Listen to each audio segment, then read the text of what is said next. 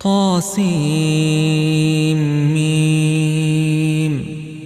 تلك آيات الكتاب المبين.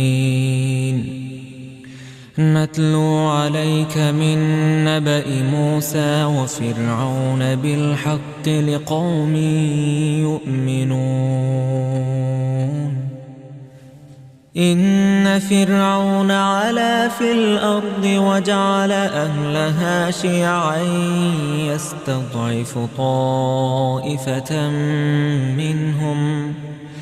طائفة منهم يذبح أبناءهم ويستحيي نساءهم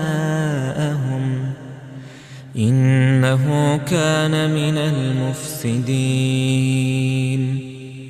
ونريد أن نمن على